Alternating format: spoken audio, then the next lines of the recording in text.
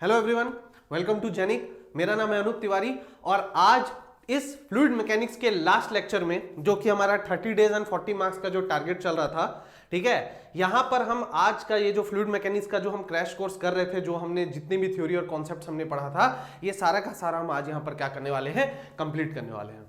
Okay, सो देखिए previous lecture में हम लोगों ने एक टॉपिक स्टार्ट किया था। The topic was boundary layer theory. Topic क्या था हमारा? टॉपिक था हमारा बाउंड्री लेयर थ्योरी। इस टॉपिक को हमने स्टार्ट किया था और मैंने बताया था कि यहां पर 2 लेक्चर लगेंगे मुझे इस टॉपिक को कंप्लीट करने के लिए। So this will be the last lecture of the boundary layer theory and the last lecture of the concept of fluid mechanics. ठीक है, जहां तक कॉन्सेप्ट है फ्लूइड मशीनरीज का, तो फ्लूइड मशीनरीज 2 से 4 दिन का ही टॉपिक है। तो मैं ये एक्सपेक्ट कर रहा हूं कि अगर मैंने आप लोगों को concept of impact of jet बताया है और concept of impulse momentum equations बताया है, तो मुझे ऐसा लगता है कि यहां पर आप लोगों को उसको खुद से ट्राई करना चाहिए, क्योंकि फ्लूइड मशीनरीज का बहुत सारा पार्ट आपके सिविल में नहीं पूछता, ये आपके सिर्फ मैकेनिकल में पूछा जाता है। और यहां पर यह भी इंपॉर्टेंट था कि यहां पर जो बचा हुआ टाइम है उसको किसी और सब्जेक्ट के लिए भी यूटिलाइज किया जाए, क्योंकि फ्लूइड मशीनरी से हर साल सवाल नहीं पूछे जाते हैं। अगर बहुत ज्यादा चांस हुआ भी तो एक सवाल आपका आएगा।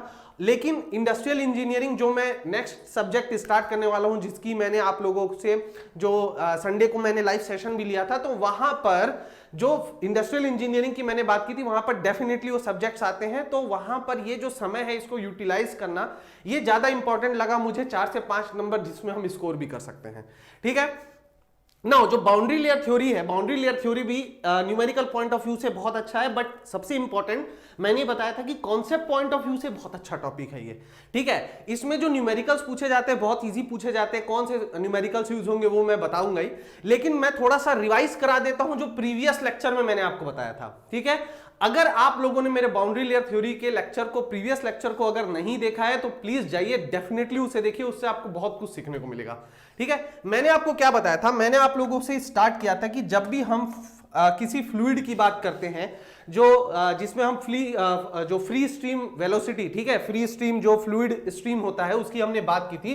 हमने बात किया था कि ये कोई फ्लूइड स्ट्रीम होता है और अगर किसी भी तरह का भी ऑब्स्टिकल्स नहीं आता है, किसी भी तरह का वहां पे कोई भी अगर सॉलिड सब्सटेंस यहां पर इनके फ्लो को ऑब्स्ट्रक्ट नहीं करता है, तो वहां पर जो हमारी फ्री स्ट्रीम वेलोसिटी थी उसको हम किससे लेते थे? उसको हम यू इन्फिनिटी से क्या करते थे? डिनोट करते थे। उसके बाद हमने क्या पढ़ा? उसके बाद हमने पढ़ा कि ये जो वैल्यू होती थी ये वाई डायरेक्शन में क्या होती थी? ये वाई डायरेक्शन पे चेंज नहीं होती थी, और क्योंकि वाई डायरेक्शन पे चेंज नहीं होती थी और हॉरिजॉन्टल डायरेक्शन पे भी चेंज नहीं होती थी, इसलिए क्या होता था कि पूरे पार्टिकल्स में, जितने भी पार्टिकल्स की बात करता था इस फ्लूइड में, उन सारे पार्टिकल्स की वेलोसिटी क्या होती थी? बराबर होती थी। ठीक है, उसके बाद मैंने क्या किया? उसके बाद मैंने किया कि अगर मेरे पास कोई फ्री स्ट्रीम है, अगर मेरे पास कोई फ्री स्ट्रीम है जो फ्लो की कंडीशन में है, और उसके बाद मैं क्या करता हूं? उसके बाद अगर मैं वहां पर कोई ऑब्जेक्ट रख देता हूं, ठीक है, कोई भी एक ऑब्जेक्ट रख देता हूं, तो यहां पर क्या हो जाता है? यहां पर जो कॉन्सेप्ट से हमने समझा था कि यहां पर एक बाउंड्री लेयर का फॉर्मेशन होता है। ठीक है, मैंने आप लोगों को बताया था कि बाउंड्री लेयर फॉर्मेशन क्यों होता है। वो इसलिए होता है क्योंकि जो फ्लूइड है उसके फ्लो में एब्रप्शन आता है, मतलब ऑब्स्टिकल आ जाता है, जिसकी वजह से क्या होता है? जो फ्लूइड का हिस्सा इस पोर्शन में रहता है, जो एकदम इसके एकदम नजदीक में होता है, तो वहां पर wonder wall force of attraction और एडहेसिव फोर्स ऑफ फ्लूइड की वजह से इस जगह पर जो फ्लूइड की वेलोसिटी होती है वो क्या हो जाती है? वो 0 हो जाती है। और ये जो कंडीशन हमारी कहलाती है, ये मेरी कौन सी कंडीशन कहलाती है? ये मेरी नो स्लिप कंडीशन कहलाती है। मैं अभी सिर्फ और सिर्फ प्रीवियस लेक्चर को रिवाइज करा रहा हूं, ये सब मैंने डिटेल में वहां पर समझाया था। ठीक है, मैं इस एक्सिस को एक्स एक्सिस डिनोट करता हूं, इसके वर्टिकल डायरेक्शन में मैं इसको वाई एक्सिस डिनोट करता हूं। ठीक है, ये जो पॉइंट होता है हमारा, इसे हम क्या कहते हैं? इसे हम लीडिंग एज कहते हैं। इसे हम क्या कहते थे? इसे हम लीडिंग एज कहते थे। जो लेंथ ऑफ द पाइप था वो क्या हम मान के चलते थे? एक्स मान के चलते थे। और यहां पर जो हमारा बाउंड्री लेयर का जो फॉर्मेशन होता था वो कैसा होता था? वो कुछ इस टाइप से होता था। ठीक है, मतलब जैसे जैसे हम एज से दूर जाते जाते थे, जैसे जैसे हम एज से हॉरिजॉन्टल डायरेक्शन पर बढ़ते जाते थे, तो वहां पर हमारा क्या होता था? वहां पर जो ये पॉइंट्स हमें मिलते थे, ये पॉइंट्स की जो वैल्यू थी ये क्या होती थी? ये हमें इंक्रीजिंग ऑर्डर पे, जो वाई डायरेक्शन पर इंक्रीजिंग ऑर्डर पे मिलती जाती थी। ठीक है। और ये जो इंक्रीजिंग ऑर्डर पे हमें y जो ये पॉइंट्स की वैल्यू मिलती थी, इन पॉइंट्स पर जो फ्लूइड पार्टिकल्स होते थे उनकी वैल्यू u इंफिनिटी के 99% टाइम्स होती थी, यानी कि 0.99 टाइम्स ऑफ u इंफिनिटी होती थी। और मैं आपको बताया था कि इसका कारण मैं आपको बाद में बताऊंगा कि ऐसा क्यों होता है कि ये कुछ इस टाइप का आपको कर्व मिलता है, ये भी मैंने बताया था, ठीक है, कि मैं आपको बताऊंगा।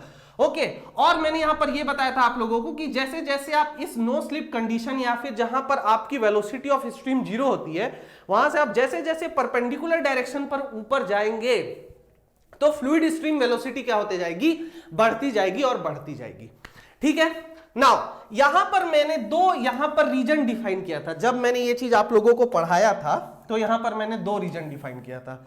चलो भाई, उसको भी मैं क्या कर लेता हूं, कंसिडर कर लेता हूं, उनको भी मैं कंसिडर कर लेता हूं। ये मेरा एक्स एक्सिस होता था, ये मेरा वाई एक्सिस होता था, ठीक है। यहां पर मैं ऑब्जेक्ट को कंसिडर कर लेता हूं, ये मेरा ऑब्जेक्ट होता था, ठीक है, दिस वाज माय ऑब्जेक्ट, ठीक है। यहां पर मैं इसको बना देता था, ये मेरा ऑब्जेक्ट था, इसको मैं यहां पर ऐसे बना देता हूं, ठीक है। ओके, नाउ इसकी जो लेंथ है वो कितनी है, इसकी लेंथ है l, ठीक है। यहां से जो डिस्टेंस हम हॉरिजॉन्टल डायरेक्शन पे मेजर कर रहे थे वो x था, ठीक है। ये हमारा जो लीडिंग एज था, इसका कोऑर्डिनेट मैंने दे दिया था 0,0। और यहां पर जो हमारा बाउंड्री लेयर थ्योरी बन रहा था, यहां पर जो बाउंड्री लेयर हमारा बन रहा था वो कुछ इस टाइप से बन रहा था, ठीक है। तो ये मेरा जो बाउंड्री लेयर कहलाता था, ये बाउंड्री लेयर इस फ्लूइड स्ट्रीम को 2 रीजन पे डिवाइड करता था, ठीक है।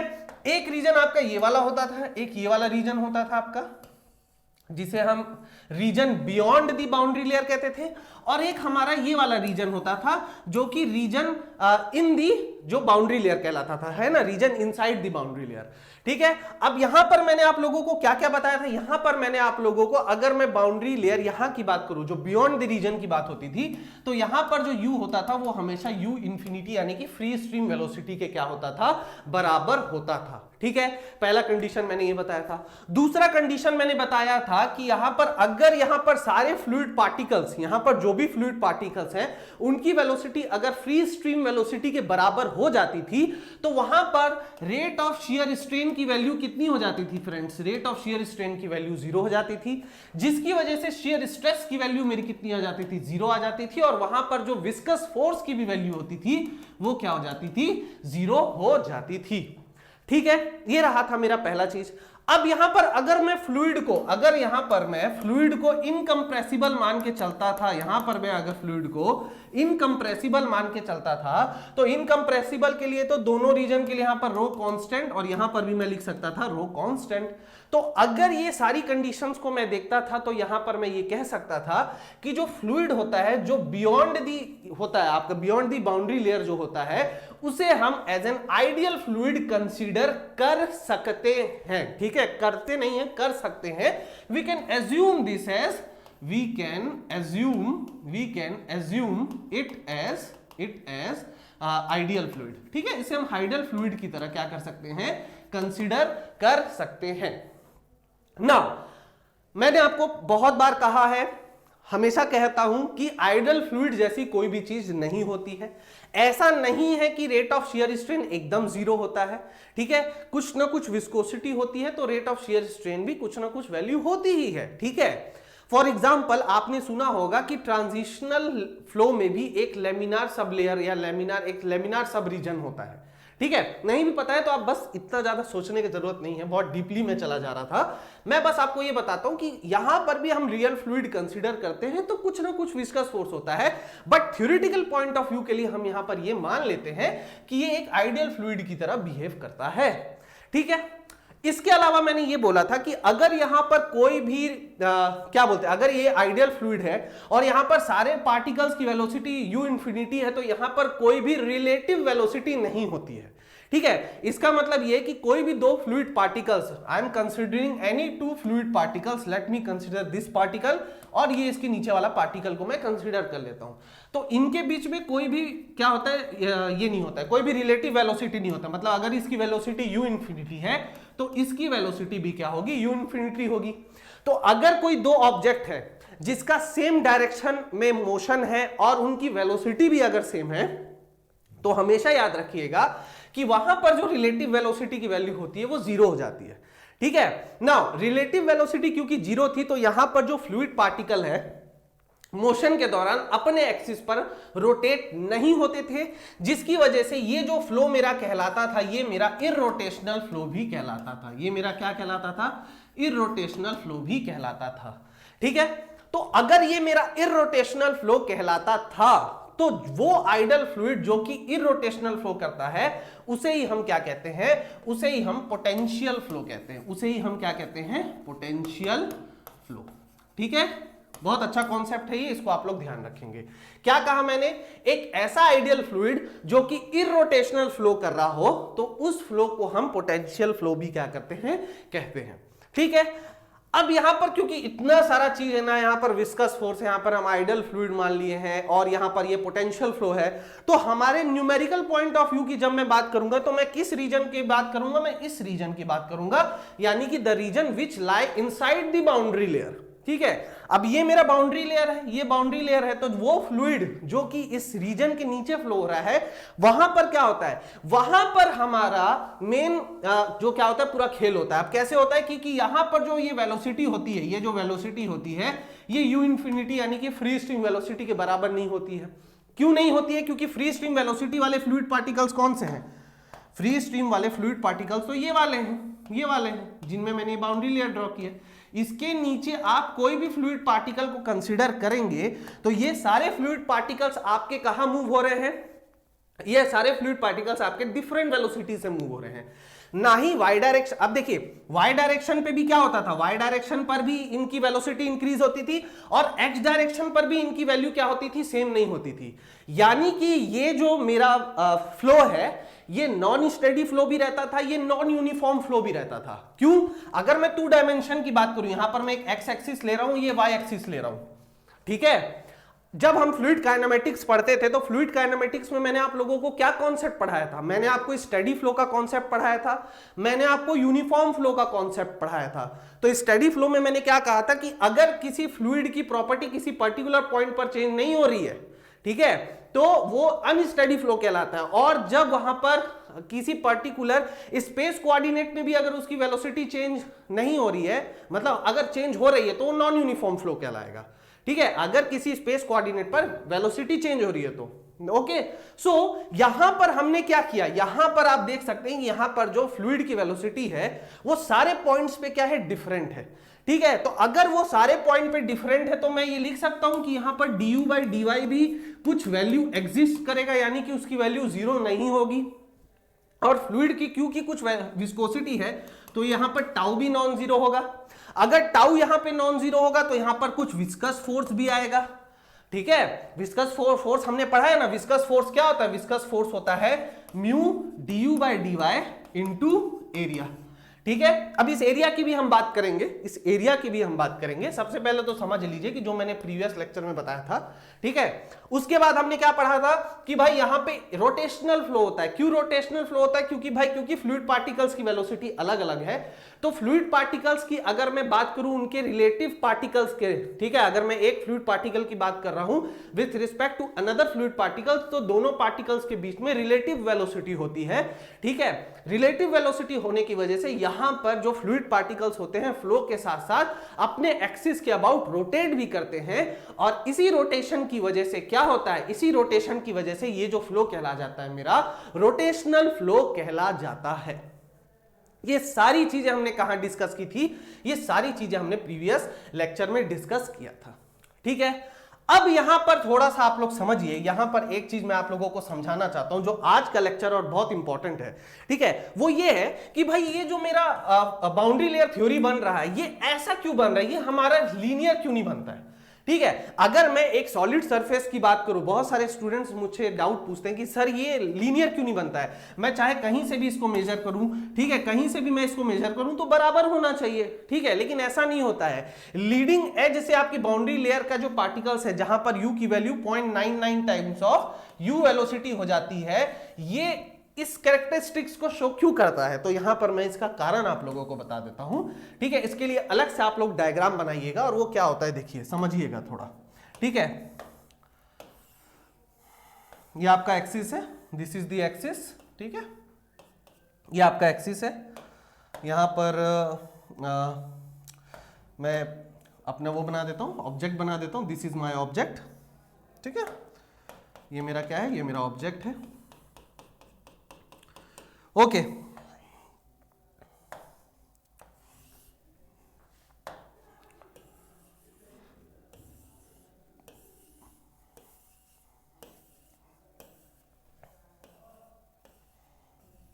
अब यहां पे थोड़ा ध्यान से समझने की कोशिश करिएगा, ठीक है। देखिए ये आपका लीडिंग एज है, this point is your leading edge, ये आपका लीडिंग एज है, ठीक है, ये एक्स एक्सिस है, ये आपका वाई एक्सिस है। जो हॉरिजॉन्टल डिस्टेंस हम मेजर करते हैं फ्रेंड्स, उसी को हम क्या कहते हैं, उसी को हम एक्स से डिनोट करते हैं, ठीक है, ये इसी को हम एक्स से डिनोट करते हैं। मैंने क्या बताया था, किसी भी पॉइंट एक्स पर जब मैं वर्टिकल डायरेक्शन पे ऊपर जाऊंगा तो मुझे एक ऐसा पार्टिकल मिलेगा जिसकी यू जो होगी, यानी कि जिसकी जो वेलोसिटी होगी 99% ऑफ फ्री स्ट्रीम वेलोसिटी के बराबर होगी। इसका मतलब यह है कि जब मैं एकदम इस पॉइंट पर जाता हूं, एकदम मैं इसके पहले पॉइंट पर जाता हूं, तो पहले ही पॉइंट पर क्या होता है कि पहले पॉइंट पर जो यहां पर जो फ्लूइड पार्टिकल होगा, जो ये जो फ्री स्ट्रीम है, ये जो आपकी फ्री स्ट्रीम बह रही है, तो जो पहला ही पार्टिकल होगा इस लीडिंग एज पर, उसकी वैल्यू यू इन्फिनिटी के लगभग बराबर होगी। उसके बाद ये क्या होता जाएगा, फिर ये दूरी बढ़ते जाएगी, फिर ये वर्टिकल डिस्टेंस जो है वो बढ़ता जाएगा।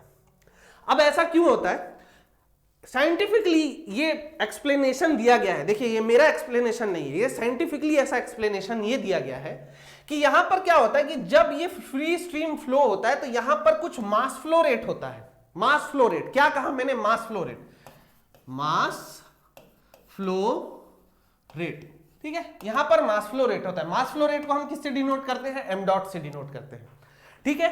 तो हर जगह पे, हर लीनियर डायरेक्शन पे क्या होता है, कुछ ना कुछ मास फ्लो रेट एंटर करता है इस रीजन के अंदर, ठीक है, ओके। ये जो मास फ्लो रेट एंटर करता जाता है, इस मास फ्लो रेट की जो एंटर, ये जो मास फ्लो रेट एंटर हमारा कर रहा है विद द हॉरिजॉन्टल डायरेक्शन, जो amount of mass flow rate जो एंटर हो रहा है उसकी वैल्यू इंक्रीज होती जाती है। फिर से समझिए मेरी बात को, मैं क्या बोल रहा हूं। यहां पर u की वैल्यू इस लीडिंग एज पे u की वैल्यू u इंफिनिटी के लगभग बराबर थी। इसका मतलब यहां पर जस्ट मास फ्लो रेट एंटर होना स्टार्ट हुआ था, मतलब लगभग कुछ भी नहीं हुआ था। फिर यहां पर कुछ मास फ्लो रेट हुआ, ठीक है, इसको मैं कर देता हूं m1 डॉट। उसके बाद यहां पर कुछ मास फ्लो हुआ, इसको मैं कह देता हूं m2 डॉट, इसको मैं कह देता हूं m3 डॉट, m4 डॉट। ऐसे करके क्या होता है, ये सब मास फ्लो रेट एंटर होता जाता है। और ये जो मास फ्लो रेट का जो क्वांटिटी होता है, अगर मैं सिर्फ मैग्नीट्यूड की बात करूं, मास फ्लो रेट का फॉर्मूला क्या होता है, अगर मैं आपसे कहूं भाई what is the formula of mass flow rate, तो आप कहेंगे सर रो यानी कि density of the fluid into area of the cross section, जो भी एरिया है, ठीक है। या फिर आप कह सकते हैं एरिया मत करो, मैं इसको नहीं तो आप कंफ्यूज हो जाओगे यार एरिया किसका ले रहे हो, आप ऐसा करो डिस्चार्ज कर लो, इसको आप क्या करो डिस्चार्ज कर लो, ठीक है। रो इनटू क्यू को हम क्या कहते हैं, मास फ्लो रेट कहते हैं। तो यहां पर आपका क्या हो रहा है, यहां पर ये रो तो हमारा कांस्टेंट, हम तो मान के चल रहे थे कि फ्लो में जो फ्लूइड हमारा इनकंप्रेसिबल है, तो डिस्चार्ज की वैल्यू क्या होती जाती है, इंक्रीज होती जाती है, ठीक है। तो अगर मैं कहूं m1 डॉट की जो वैल्यू होगी वो छोटी होगी m2 डॉट से, वो छोटी होगी m3 डॉट से, वो छोटी होगी m4 डॉट से, एंड सो ऑन। ये इंक्रीज होता जा रहा है जैसे जैसे हम आगे जाते जा रहे हैं एक्स डायरेक्शन में, ये मास फ्लो रेट की जो मैग्नीट्यूड है या जो वैल्यू है ये इंक्रीज होता जा रहा है। और यही जो वैल्यू हमारा इंक्रीज होता जाता है, ये क्या करता है, इसी की वजह से हमारा जो परपेंडिकुलर डायरेक्शन पर जो वेलोसिटी जो होती है, जो फ्लूइड की वेलोसिटी है, जहां पर उसकी वेलोसिटी फ्री स्ट्रीम वेलोसिटी के बराबर हो जाती है, तो वो जो वर्टिकल डायरेक्शन होता है वो इंक्रीज होता चला जाता है। अब ऐसा नहीं है कि वो चढ़ता चला जाएगा, चलता चला जाएगा, कहां तक जाएगा, जहां तक आपका जो लीडिंग एज है, और ये क्या है आपका ट्रेलिंग एज, इसको आप ट्रेलिंग एज कह सकते हो। तो जहां आपका ट्रेलिंग एज फिनिश होगा वहां तक क्या होता है, मास फ्लो रेट कुछ ना कुछ एंटर करता है, और हर जगह जो मास फ्लो रेट होता है अलोंग द फ्लो, उसका जो मैग्नीट्यूड होता है वो क्या होता है, बढ़ता चला जाता है। अब आप बोलोगे सर नहीं मुझको फील नहीं आ रहा, मुझको फील नहीं आ रहा सर, मुझे समझ में नहीं आ रहा, इससे क्या फर्क पड़ेगा। तो देखिए यार फील तो मुझे भी नहीं आ रहा था, बट यही कारण है। आपको आप किसी भी और जगह देख लीजिए, कोई भी और मेरे से अच्छे अच्छे टीचर्स हैं उनसे भी देख लीजिए, वो यही कारण देंगे और यही उसका साइंटिफिक रीजन है। आपको बस ये ध्यान रखना है कि यहाँ पर बस कुछ नहीं होता है, यहाँ पर मास फ्लो रेट जो होता है, जो एंटर करता है, ये मान के हम चलते हैं कि यहाँ पर मास फ्लो रेट एंटर करता है कुछ ना कुछ फ्लूइड का। तो अगर यहाँ पर कुछ मास फ्लो रेट एंटर हो रहा है तो ज्यादा हो रहा है, मतलब ये यहाँ पर M5, मान लीजिए यहाँ पर M6 डॉट आया, ठीक है, तो ये M6 जो है वो M5 से क्या होगा, ज्यादा होगा, इसलिए यहां की जो वर्टिकल डिस्टेंस है वो इस m5 से क्या होगी, ज्यादा होगी। आप समझ रहे हैं मैं क्या कह रहा हूं, ठीक है, यही कारण है इसका। ओके, सो यहां पर अगर मास फ्लो रेट आ रहा है तो वो मास फ्लो रेट कहां से आ रहा है, वो मास फ्लो रेट आपके जो region beyond the boundary layer है वहां से आ रहा है। इसका मतलब यह है कि ये वाला जो रीजन है, ये वाला जो रीजन है, इस रीजन पे कुछ मास फ्लो रेट का क्या हो रहा है, मास फ्लो रेट का क्या हो रहा है, यहां पे लॉस हो रहा है। ठीक है, यहां पर हम मान के चलते हैं कि वेलोसिटी हमारी क्या है, कांस्टेंट है। अब यहां पर बच्चों को बहुत कंफ्यूजन हो सकता है कि सर जब फ्लूइड का मास फ्लो रेट एंटर कर रहा है तो यहां पर वेलोसिटी चेंज होनी चाहिए। अब यहां पर चेंज होनी चाहिए, मैं समझ रहा हूं, लेकिन यहां पर क्या थ्योरेटिकली हम ये भी कह रहे हैं कि वो फ्री स्ट्रीम रीजन है, ठीक है, और यहां पर हम क्या मान रहे हैं कि कुछ मास फ्लो रेट भी एंटर हो रहा है। इसीलिए थ्योरेटिकली हमने क्या किया था कि इस रीजन को आइडियल रीजन एज्यूम कर लिया था। अगर मैं इसे आइडियल रीजन एज्यूम कर लूंगा तो यहां पर क्या होगा, यहां पर मेरा ये थ्योरी सही हो जाएगा। अब समझ में आ रहा है? देखिए क्या होता है ना, थोड़ी सी सेंसलेस बातें भी लगती हैं ये, ठीक है, लेकिन क्या करें, हमें तो न्यूमेरिकल बनाना है। अब ये सब समझाना क्यों जरूरी है, क्योंकि न्यूमेरिकल का बेस यहीं से बनता है। ठीक है, अगर आप इसे नहीं बोलेंगे, नहीं सर मैं नहीं मानूंगा, मेरे को ऐसा कॉन्सेप्ट सीखना ही नहीं है, तो आप नहीं सीखेंगे तो आप जो मैं फॉर्मूला आपको समझाने वाला हूं, जो मैं फॉर्मूला आगे डिराइव करने वाला हूं, वो आपको समझ में नहीं आएगा। ठीक है, तो अभी आप बस ये मान के चलिए कि भाई आपका कोई भी जो बाउंड्री लेयर होता है, कोई भी ऑब्जेक्ट होता है जो फ्री स्ट्रीम वेलोसिटी के पाथ में आता है, तो वहां पर जो बाउंड्री लेयर बनता है वो कुछ इस टाइप से बनता है। क्यों बनता है? क्योंकि region beyond the boundary layer से कुछ ना कुछ मास फ्लो रेट क्या करता है, उस बाउंड्री लेयर के अंदर एंटर करता है, उसकी मैग्नीट्यूड इंक्रीज होते जाती है along the positive direction of x, ठीक है, इस एक्स डायरेक्शन पे, ठीक है ना। अब ये ना होना चाहिए कि भाई इस डायरेक्शन में फ्लो है तो यहां से भी इंक्रीज हो रहा है, ऐसा नहीं, तो इस डायरेक्शन में इंक्रीज होगा, और उस केस में आपका बाउंड्री लेयर थ्योरी कुछ ऐसे बनेगा। समझ रहे ना आप लोग? बट ऐसे उल्टा पुल्टा मत बनाना, जैसा मैं सिखा रहा हूं वैसे ही समझ के आइए और बनाइए, ठीक है।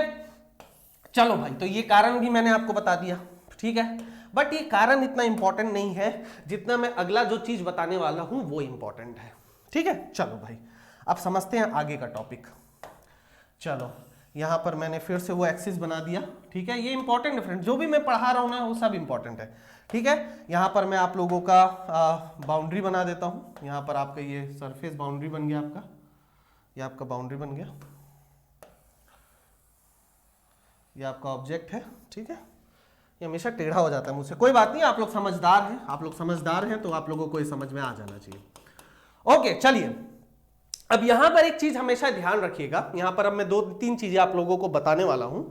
पहली बात तो यह है कि जिस वैज्ञानिक ने इसकी स्टडी की थी, वो जो साइंटिस्ट थे उनका नाम था प्रानल, PRANDL करके, हम लोग एक नंबर पढ़ते हैं ना, प्रानल नंबर, ठीक है। तो वो जो साइंटिस्ट है उन्होंने ही बाउंड्री लेयर का क्या किया था, पूरा स्टडी किया था, और उन्होंने एक चीज ध्यान दिया था कि बाउंड्री लेयर का जो हम अभी तक क्या पढ़ रहे थे, हम अभी तक ये पढ़ रहे थे कि भाई इसका जो कर्व होता है कुछ ऐसे होता है, ठीक है। लेकिन जब उन्होंने ये पढ़ाई किया, जब उन्होंने इसका एनालिसिस किया, तो उनको ध्यान में आया, उनको एक चीज पता चली कि भाई ये जो कर्व होता है ये एकदम से भी ऐसा नहीं होता है, ये कर्व थोड़ा सा क्या होता है, अलग होता है। अब उन्होंने कैसे बनाया ये मैं बता रहा हूं। वो जो कर्व उन्होंने डिफाइन किया था वो कुछ ऐसे था, ठीक है। एक्चुअली में जो आपका boundary layer theory boundary layer जो बनता है वो कुछ इस टाइप से बनता है, ठीक है। अब ये जो रीजन है, इस रीजन को उन्होंने 3 रीजन पर क्या किया था, स्प्लिट किया था। क्या किया था उन्होंने? 3 रीजन पर स्प्लिट किया था। तो यहां पर मैं 3 रीजन बता देता हूं यहां का, ठीक है। ये आपका रीजन नंबर 1 था, ये आपका रीजन नंबर 2 था, और ये आपका रीजन नंबर 3 था। मतलब इसको मैं R1 मान के चलता हूं, इसको मैं R2 मान के चलता हूं, इसको मैं R3 मान के चलता हूं। यहां पर ये 3 रीजन बनते हैं, ठीक है।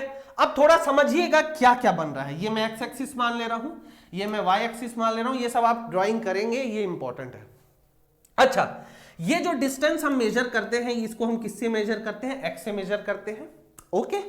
क्योंकि न्यूमेरिकल में आपसे ये एक्स की वैल्यू पूछता है, अभी मैं वो न्यूमेरिकल भी आप लोगों को कराऊंगा।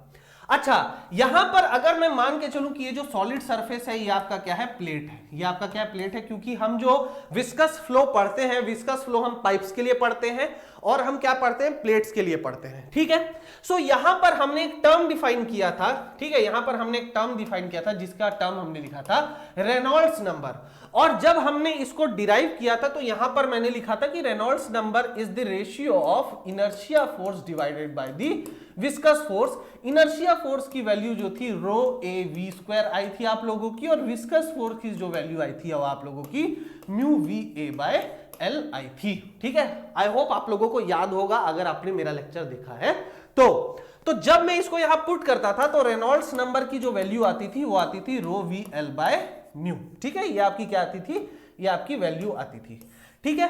अब यहां पर मैं क्या कर रहा हूं, यहां पर जब आपका फ्लूइड फ्लो होता है, जब आपका फ्लूइड फ्लो होता है तो शुरू में क्या होता है, शुरू में कुछ पर्टिकुलर डिस्टेंस तक के लिए वो लेमिनार रीजन को करता है। तो ये वाला जो सबसे पहला रीजन होता है ये होता है लेमिनार रीजन, ठीक है, ये आपका क्या होता है, लेमिनार रीजन। ये जो होता है ये आपका क्या होता है, टर्ब्यूलेंट रीजन, ठीक है, टर्ब्यूलेंट रीजन।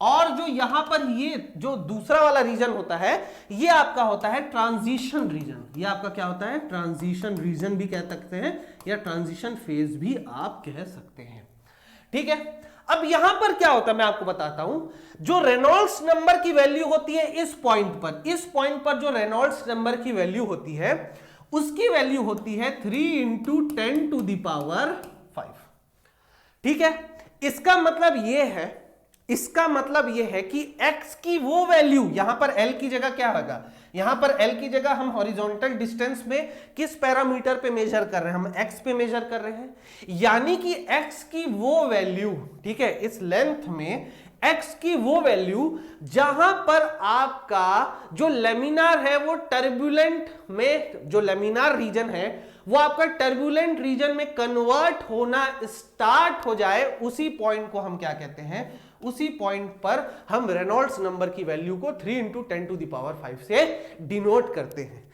या फिर आप यह भी कह सकते हैं कि अगर रेनॉल्ड्स नंबर की वैल्यू लेस देन 3 × 10⁵ होती है फॉर प्लेट, किसके लिए डिफाइन कर रहे हैं हम, प्लेट्स के लिए डिफाइन कर रहे हैं, इसको पाइप के लिए मत ले लीजिएगा, पाइप के लिए द वैल्यू वाज 2000, ठीक है। यहां पर प्लेट के लिए अगर रेनॉल्ड्स नंबर की वैल्यू 3 × 10⁵ से कम होती है तो वहां पर जो फ्लो होता है वो मेरा कैसा फ्लो होता है, वो मेरा लेमिनार फ्लो होता है, ठीक है, वो मेरा कैसा फ्लो होता है, लेमिनार फ्लो होता है। अच्छा चलो, अब यहां पर हमारे पास एक और पॉइंट हमें मिलता है, जो हमारा पॉइंट होता है ये पॉइंट, इस पॉइंट पर यानी कि x की वो वैल्यू जहां पर लेमिनार फ्लो पूरी तरह से टर्बुलेंट फ्लो में कन्वर्ट हो जाता है, उसी पॉइंट पर जो रेनॉल्ड्स नंबर की वैल्यू होती है ये क्या होती है, 5 × 10⁵ होती है।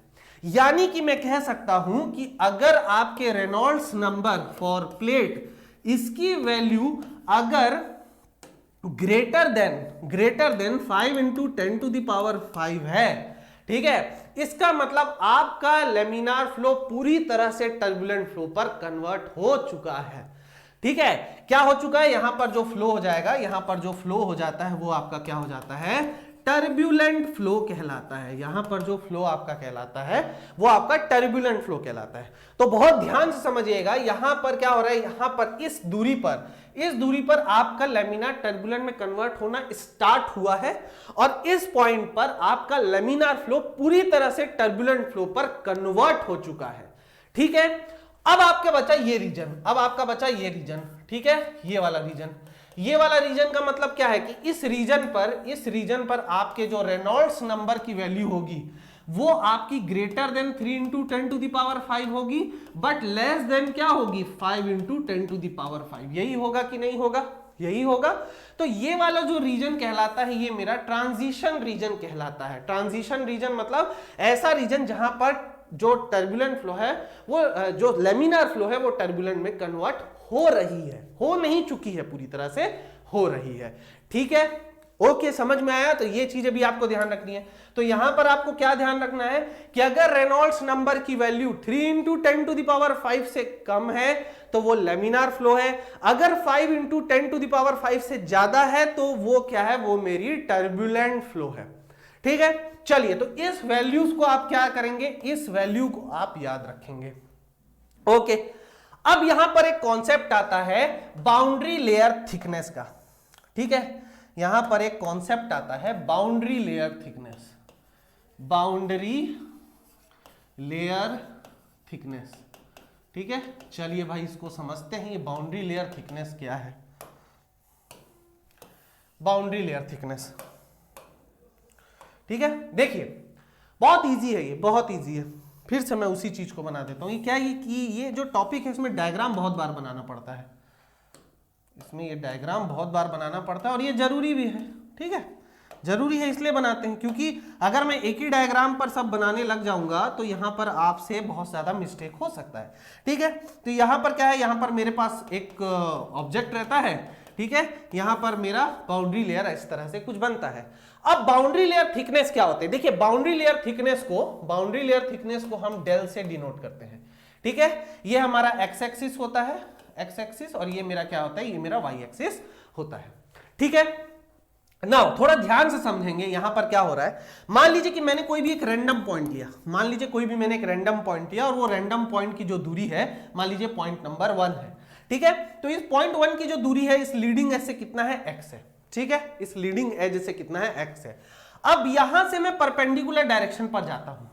ठीक है, यहां से मैं क्या करता हूं, परपेंडिकुलर डायरेक्शन पे जाता हूं। कहां तक जाता हूं, उस पॉइंट तक जिस पॉइंट पर जो फ्लूइड की वेलोसिटी है, यानी कि फ्लूइड पार्टिकल की वेलोसिटी है वो 99% ऑफ फ्री स्ट्रीम वेलोसिटी के बराबर हो जाती है। यानी कि मुझे इसको एक्चुअली में क्या लिखना चाहिए, इसको मुझे लिखना चाहिए 0.99 ऑफ u इंफिनिटी। ठीक है, u is equal to u infinity मत लिख दीजिएगा, गलत हो जाएगा, 0.99 u इंफिनिटी ही लिखिएगा। ठीक है, तो किसी भी पर्टिकुलर पॉइंट के लिए जब मैं उसके परपेंडिकुलर डायरेक्शन पर जाता हूं तो यहां पर ये जो y की वैल्यू है, ये जो y की वैल्यू है जहां पर इस फ्लूइड पार्टिकल की जो वेलोसिटी है वो 99% times of free stream velocity के बराबर हो जाती है, इसी y की वैल्यू को हम कहते हैं बाउंड्री लेयर थिकनेस। इसी को हम क्या कहते हैं फ्रेंड्स, बाउंड्री लेयर थिकनेस। अगर मैं इसको इंग्लिश में डिफाइन करूं, बहुत सारे बच्चे बोलते हैं सर डिफाइन क्या करिए, लिखवा दिया करिए, तो यार इसको अपने मन से लिखवा दो, मैं तो कोई बुक पढ़ के आया नहीं हूं। तो आप क्या कह सकते हैं, it is the vertical direction, it is the vertical distance लिख सकते हैं, it is the vertical distance of a point on the solid surface,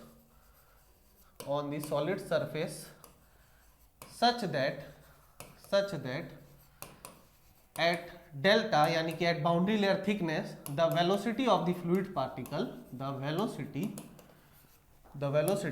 of fluid particle u is 99% of free stream velocity। Free stream ये क्या हो जाएगा, velocity हो जाएगा। ठीक है, क्या लिखा मैंने, it is a vertical distance of the point on the solid surface such that at the boundary layer thickness the velocity of the fluid particle is 99% times of the free stream velocity. अच्छा, तो यहां पर आप समझ सकते हैं कि ये जो डेल्टा है मैं किसी भी पॉइंट के लिए क्या कर सकता हूं, डिफाइन कर सकता हूं ऑन द सॉलिड सरफेस। ये मेरा क्या है, ये मेरा सॉलिड ऑब्जेक्ट है, सॉलिड सरफेस। तो इस सॉलिड सरफेस में देखिए, सॉलिड सरफेस क्यों बोलता हूं मैं बार बार, क्योंकि सरफेस पर वेलोसिटी 0 होती है। ठीक है, और जो देखिए इस सरफेस पर, ये जो सरफेस की बात कर रहा हूं मैं, इस सरफेस पर वेलोसिटी क्या होती है, 0 होती है, और y की वैल्यू भी क्या होती है, y की वैल्यू भी 0 होती है ना, होती है भाई। मैं y को यहीं से तो मेजर कर रहा हूं, अब मैं वर्टिकल डिस्टेंस पे जा रहा हूं। ठीक है, हाँ, इसको मैं मान लीजिए x1 लिख दे रहा हूं, ये 0.2 है, इसको मैं लिख देता हूं x2। ठीक है, तो ये क्या हो जाएगा, डेल्टा 1 हो जाएगा, और इसके लिए जो बाउंड्री लेयर थिकनेस हो जाएगा वो डेल्टा 2 हो जाएगा। ठीक है, तो ये क्या होता है ना, किसी भी रैंडम पॉइंट के लिए हम डिफाइन कर सकते हैं। ठीक है, और वो जो बाउंड्री लेयर थिकनेस होता है वो क्या होता है, वो वर्टिकल डिस्टेंस होता है सच दैट कि जिस जगह पर मैं इसको डिफाइन कर रहा हूं उस पॉइंट पर जो फ्लूइड पार्टिकल है उसकी वेलोसिटी कितनी होनी चाहिए, 99% ऑफ फ्री स्ट्रीम वेलोसिटी होनी चाहिए। ठीक है। अरे यार सिंपल सा है यार, इसमें यहां पर कोई भी रैंडम पॉइंट ले लो, ये पॉइंट है, इस पॉइंट से आप वर्टिकल डिस्टेंस ड्रॉ कर लो, कहां तक, फ्री बाउंड्री, ये free surface of the solid तक, और ये जो y आपको मिलेगा यही आपका क्या हो जाएगा, डेल्टा, यानी कि बाउंड्री लेयर थिकनेस हो जाएगा। ठीक है ना, समझ में आ रहा है? ओके, नाउ अभी हमने थोड़ी देर पहले पढ़ा कि हमारा जो बाउंड्री लेयर थिकनेस होता है उसमें मेनली दो रीजन होते हैं, एक मेरा होता है लेमिनार रीजन, एक होता है मेरा टर्बुलेंट रीजन। हम यहाँ पे ट्रांजिशन रीजन की बात नहीं करेंगे, तो यहां पर कुछ फॉर्मूला है जो आप लोग लिख लीजिए कि for turbulence, for laminar flow, ठीक है, लेमिनार फ्लो के लिए, और लेमिनार फ्लो, ठीक है, यहां पर लिख लेंगे आप लोग, जो बाउंड्री लेयर थिकनेस की जो वैल्यू होती है वो क्या होता है, डेल्टा अपॉन एक्स। ठीक है, ये एक्स क्या होता है, वो एक्स वो दूरी है जहां से जो लीडिंग एज से हम मेजर कर रहे हैं, is equal to 5 upon under root R E at x. ठीक है, समझ में आ रहा है आप लोगों को? ये फॉर्मूला आप नोट कर लीजिए, ये फॉर्मूला डायरेक्टली क्वेश्चन आता है, और अभी मैं गेट का क्वेश्चन सॉल्व करूंगा जिसमें इससे डायरेक्टली क्वेश्चन आया हुआ है। ठीक है, क्या कहा मैंने, अगर मैं लेमिनार फ्लो की बात कर रहा हूं तो बाउंड्री लेयर थिकनेस किसी भी पॉइंट एक्स पर अगर मैं निकालना चाहता हूं तो उसकी वैल्यू क्या होती है, 5 upon under root R E at x. ठीक है, आर ई एक्स नहीं है, आर ई यानी कि रेनॉल्ड्स नंबर एट एक्स। ठीक है, वो ये वैल्यू है। अब दूसरा क्या होता है, दूसरा मैं किसके लिए डिफाइन करता हूं, दूसरा मैं टर्बुलेंट के लिए डिफाइन करता हूं, है ना। टर्बुलेंट रीजन के लिए या टर्बुलेंट फ्लो के लिए अगर मैं बाउंड्री लेयर थिकनेस को डिफाइन करना चाहता हूं तो इसकी वैल्यू क्या होती है, इसकी वैल्यू होती है delta by x is equal to 0.377 upon R E x to the power 0.2। ठीक है, ओके, समझ में आया? तो ये फॉर्मूला भी आप लोग क्या कर लेंगे, ये फॉर्मूला भी आप लोग नोट डाउन कर लेंगे। तो यहां पर दो फॉर्मूला है, यहां पर दो फॉर्मूला, इसको आप नोट डाउन कर लीजिए, एक लेमिनार फ्लो के लिए है, एक टर्बुलेंट फ्लो के लिए है। तो टर्बुलेंट फ्लो के लिए अगर जो x की वैल्यू होगी, जो यानी कि डिस्प्लेसमेंट थिकनेस जो x पर हम निकालेंगे, उसके लिए हम इस रिलेशन को यूज करेंगे, और जो यहां पर अगर मैं लेमिनार फ्लो के लिए कर रहा हूं तो हम इस रिलेशन को क्या करेंगे, यूज करेंगे। So this is a very important equation, इसको आपको ध्यान रखना है।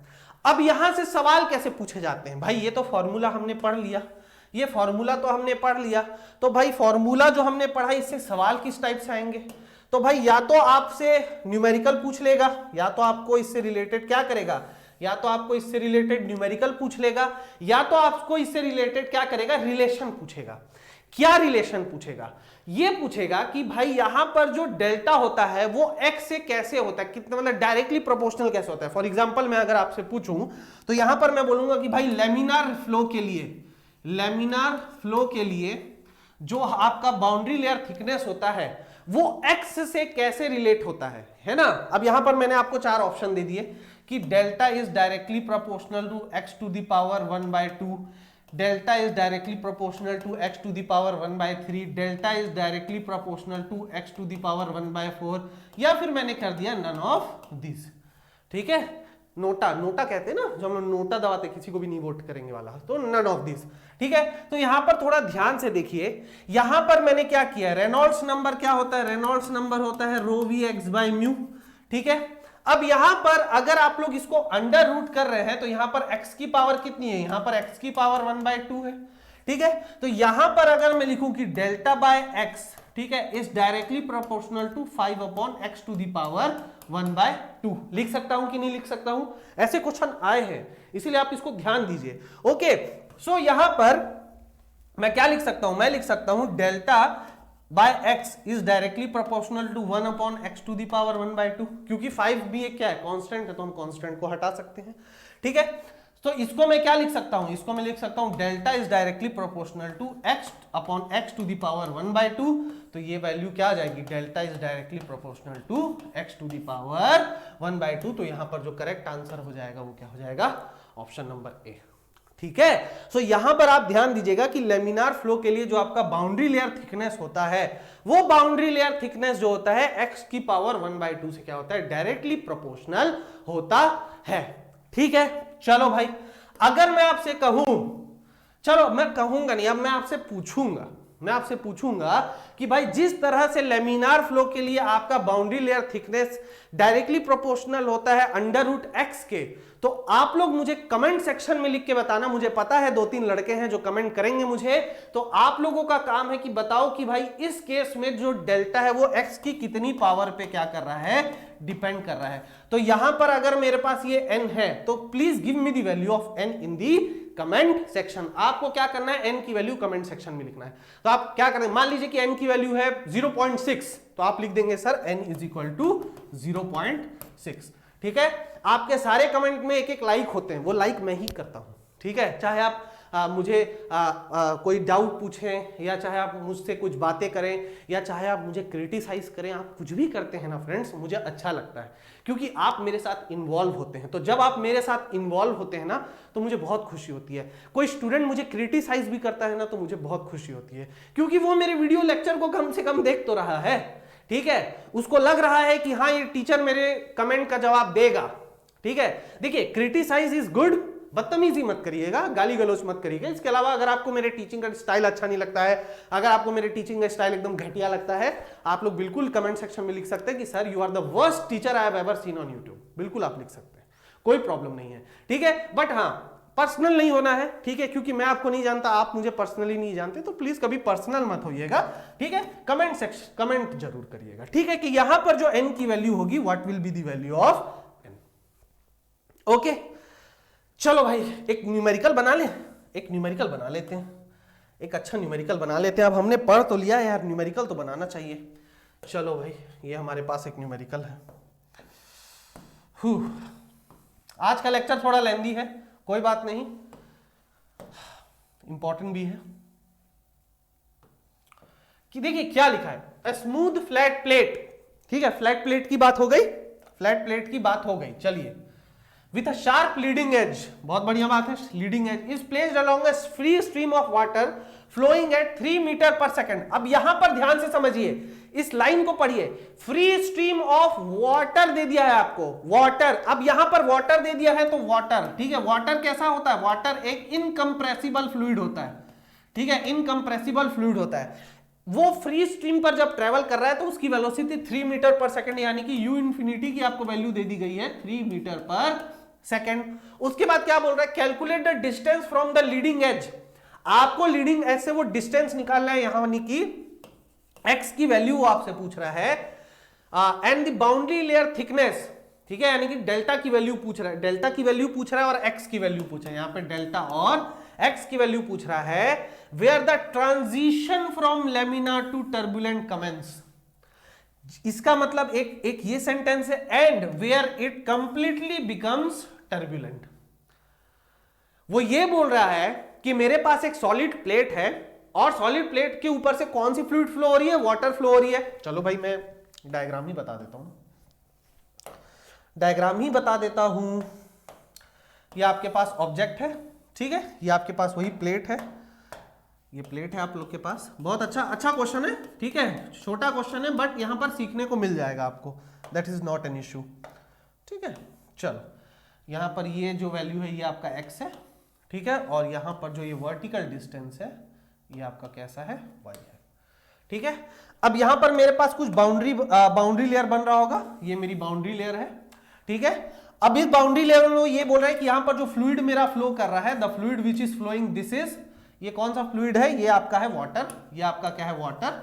ठीक है, अब यहां पर जो फ्री स्ट्रीम वेलोसिटी है यानी कि u इंफिनिटी की वैल्यू है 3 मीटर पर सेकंड।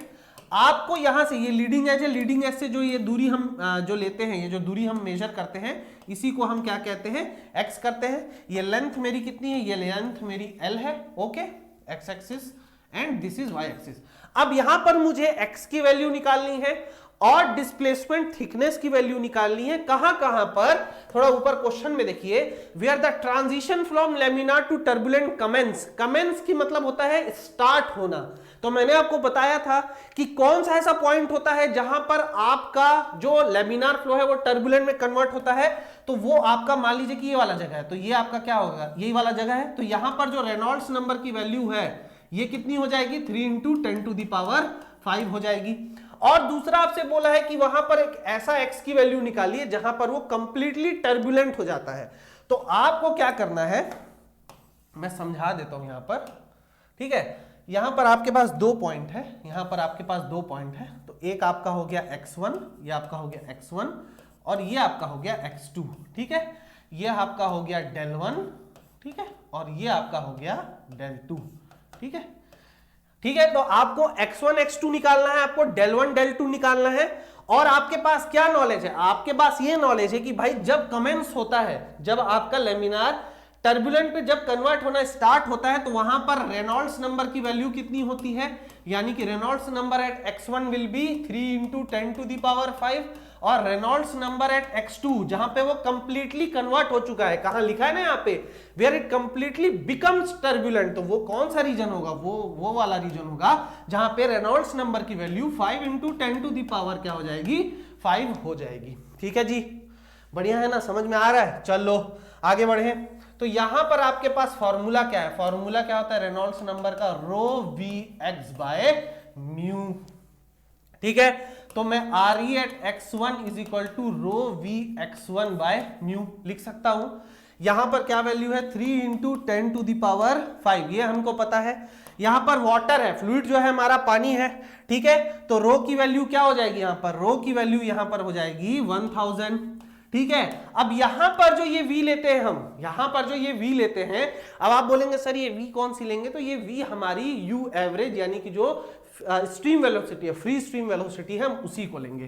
3 इंटू यहां से हमारा x1 आएगा और x1 अपॉन यहां पर मेरे पास है म्यू। अब क्वेश्चन में कहीं भी म्यू नहीं दिया है, थोड़ा ध्यान से देखिए, क्वेश्चन में कहीं भी क्या किया है, म्यू नहीं दिया है। बट हमको ये तो पता है कि फ्लूइड हमारा क्या है, फ्लूइड हमारा वाटर है। और मैंने आपको बेसिक फ्लूइड प्रॉपर्टीज में ये पढ़ाया था कि जब हम नॉर्मल रूम कंडीशन की बात करते हैं या 1 डिग्री सेल्सियस पे हम लेते हैं, तो वहां पर जो विस्कोसिटी होती है, वहां पर जो विस्कोसिटी ऑफ वाटर होती है, उसको हम जनरली क्या लेते हैं, 1 सेंटीपॉइज लेते हैं कि नहीं लेते हैं, 1 सेंटीपॉइज। अब ये सवाल आपका गेट में आया हुआ सवाल है। अब गेट में बंदे क्या करते हैं, डेढ़ होशियार होते हैं, वो बोलते हैं सर म्यू की वैल्यू तो दी नहीं है, हाँ क्वेश्चन गलत है, फोकट का हमें 2 नंबर मिल जाएगा। भाई इतने इजी क्वेश्चन के लिए अगर वो आपको 2 मार्क्स दे रहा है तो यार वो इतना तो एक्सपेक्ट करेगा कि आपको म्यू की वैल्यू पता होनी चाहिए वाटर की, ठीक है, इतना तो आपको एक्सपेक्ट करेगा। तो यहां पर जो म्यू की वैल्यू हम ले रहे हैं, ये म्यू की वैल्यू क्या हो जाएगी 0.001 न्यूटन सेकंड पर मीटर स्क्वायर। चलो इसको मैं क्लियर कट लिख देता हूं, यहां पर क्या होता है, यहां पर हो जाएगा 0.001। अब आप बोलेंगे सर कैसे, तो भाई देखो यार यहां पर क्या लिखा था, यहां पर 1 सेंटीपॉइज होता है ना, 1 सेंटीपॉइज, ठीक है। 1 सेंटीपॉइज कितने पॉइज होगा, 1 सेंटीपॉइज होगा 10 टू द पावर -2 पॉइज, ठीक है। जैसे 1 centimetre 10 to the power -2 metre होता है, तो वहां से ही हमने 1 सेंटीपॉइज को 10 टू द पावर -2 पॉइज में कन्वर्ट किया। लेकिन पॉइज हमारा ऐसा यूनिट होता है क्या, पॉइज हमारा ऐसा यूनिट नहीं होता है। सो यहां पर क्या होता है, यहां पर हम उसे न्यूटन सेकंड पर मीटर स्क्वायर यानी कि पास्कल सेकंड में कन्वर्ट करेंगे। सो ये जो वैल्यू होगी हमारी क्या होगी 0.001 हो जाएगी। तो यहां से जो मेरे x1 की वैल्यू निकलेगी, तो वो क्या निकलेगी, वो वैल्यू आपकी निकलेगी 0.1 मीटर। मेरे को कैलसी चलाने की भी जरूरत नहीं पड़ रही है इसमें, 3 3 6 और ये 5 है, मतलब और 3 3 ये कैंसिल हो जाएगा, हाँ 0.1 मीटर। तो यहां से जो x1 की वैल्यू आ रही है वो कितनी आ रही है 0.1 मीटर। तो चलो x1 की वैल्यू निकल गई। अब यहां से मुझे क्या निकालना है, यहां से मुझे डेल्टा 1 निकालना है, ठीक है। यहां से मुझे boundary layer thickness eight x1 निकालना है, तो इसे हम क्या करेंगे डेल्टा 1। तो delta 1 upon x1 is equal to 5 upon under root क्या है आर ई एट x1, ठीक है। इस तरह से हम क्वेश्चंस को सॉल्व करेंगे। तो यहां पर डेल्टा 1 की वैल्यू निकालना है, x1 की वैल्यू है 0.1 is equal to 5 upon under root R E at x1 हमने कितना एज्यूम किया था 3 इंटू 10 टू द पावर 5। तो यहां से जो डेल्टा 1 की वैल्यू आ जाएगी, इसके लिए मुझे कैलसी यूज करना पड़ेगा। तो चलो 5 into 0.1 divided by under root 3 into 10 to the power 5, यही होगा। चलो हाँ, आपका वैल्यू आ रहा है 9.128, यानी कि 9.128 इंटू 10 टू द पावर -4 ऐसा यूनिट क्या होगा, थिकनेस है ना, मीटर। ठीक है, तो ये रहा आपका सॉल्यूशन। ये क्या रहा, ये रहा सॉल्यूशन, यानी कि डेल्टा 1 की वैल्यू क्या आ जाएगी, डेल्टा 1 यानी कि boundary layer thickness eight x1 की वैल्यू क्या आ गई आपकी, यहां पर जो वैल्यू आ गई 9.128 into 10 to the power -4 metre, और ये वैल्यू कितनी आ गई, 0.1 मीटर। ठीक है, जो कंडीशंस दिया गया था उस कंडीशन के अकॉर्डिंग, हमेशा ऐसा हो ये जरूरी नहीं है। ठीक है, कंडीशन क्या था कि आपकी u इंफिनिटी क्या होनी चाहिए, 3 मीटर पर सेकंड होनी चाहिए। ठीक है, ये वैल्यू बढ़ेगी तो वैल्यू चेंज हो जाएगी, डेल्टा की x की वैल्यूज भी चेंज हो जाएंगी। अब क्या था, अब यहां पर टर्बुलेंट फ्लो की बात कर लेते हैं। तो टर्बुलेंट फ्लो में भी क्या था, हमें डेल्टा 2 निकालना पड़ेगा, हमें डेल्टा 2 चाहिए और हमें x2 चाहिए। ठीक है, और हमको पता है भाई, जैसे हमने यहां पर सॉल्व किया था कि हमारा जो रेनॉल्ड्स नंबर होता है, ठीक है, रेनॉल्ड्स नंबर एट x2, यहां पर क्या हो रहा है, लेमिनार पूरी तरह से कन्वर्ट हो जा रहा है टर्बुलेंट फ्लो में, तो ये वैल्यू आपकी क्या हो जाएगी, रो v x2 बाय म्यू। ठीक है, तो यहां पर क्या वैल्यू है, 5 into 10 to the power 5 is equal to 1000 into v आपकी है 3 मीटर पर सेकंड, लिख दीजिए, इंटू x2 की वैल्यू मुझे निकालनी है, डिवाइडेड बाय 0.001। तो यहां से x2 की वैल्यू कितनी आ जाएगी, सॉल्व करिए, सॉल्व करते हैं। इसकी वैल्यू मैं आपको बता देता हूं, 5 into 10 to the power 5 into 0.001 divided by 1000 into 3, 1.66 आनी चाहिए, 0.166। ठीक ठीक, तो ये जो वैल्यू आ रही है आपकी 0.166, ये क्या आ रही है, मीटर।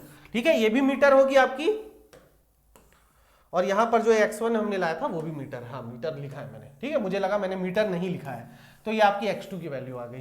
ठीक है, अब यहां पर हमको अगर डेल्टा 2 की वैल्यू निकालनी है तो डेल्टा 2 बाय क्या हो जाएगा, delta 2 by x2 is equal to, turbulent flow के लिए हमने क्या फॉर्मूला पढ़ा था, 0.377 अपॉन रेनॉल्ड्स नंबर की पावर 0.2। अब यहां पे रेनॉल्ड्स नंबर की वैल्यू क्या लिखेंगे आप, यहां पर रेनॉल्ड्स नंबर की value 5 into 10 to the power 5 लिखेंगे। ठीक है, तो इसको सॉल्व करिएगा। ठीक है, इसको सॉल्व करिएगा और मुझे डेल्टा 2 की वैल्यू भी कमेंट सेक्शन पर लिख के बताएंगे। ठीक है, क्या करेंगे आप लोग, इसको सॉल्व करके डेल्टा 2 की वैल्यू कमेंट सेक्शन पे लिख के बताएंगे। यार इतना तो करना पड़ेगा। ठीक है, नहीं करोगे तो मत रहो सीरियस, नहीं निकलेगा पेपर। कर रहे हो मतलब मुझे समझ में आ जाएगा। तो मैंने यहां पर आपसे 2 चीजें पूछ ली है, यहां पर मैंने आपसे 2 चीजें पूछ ली हैं। ओके, नाउ चलो भाई, अब यहां पर हम एक और नए टॉपिक पे एंटर करते हैं। ठीक है, यहां पर जो एक और नया टॉपिक जिसमें हम एंटर कर रहे हैं वो है the concept of displacement thickness. Displacement thickness, ठीक है, उसके बाद आता है आपका मोमेंटम थिकनेस,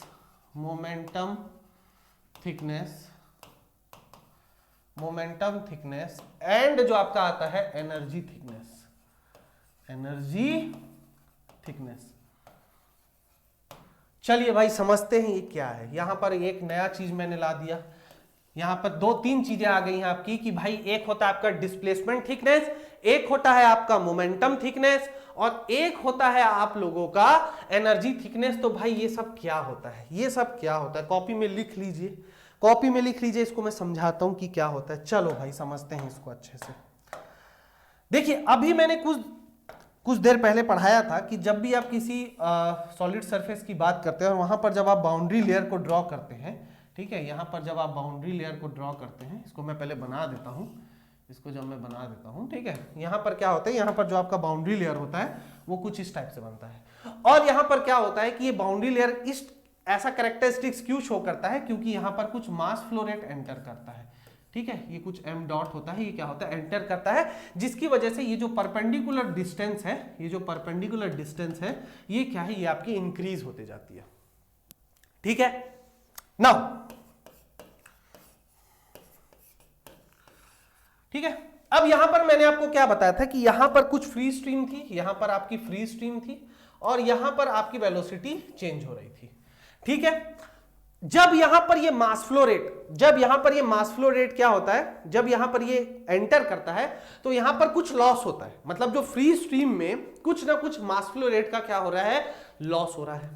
ठीक है, अगर मैं इस मास फ्लो रेट के लॉस को कंपनसेट करूं, अगर मैं इस मास फ्लो रेट के लॉस को कंपनसेट करूं मतलब नुकसान की भरपाई करूं, कैसे? इस जो सॉलिड सरफेस है, ये जो आपका सॉलिड सरफेस है, इस सॉलिड सरफेस को कुछ वर्टिकल डिस्टेंस अप करके,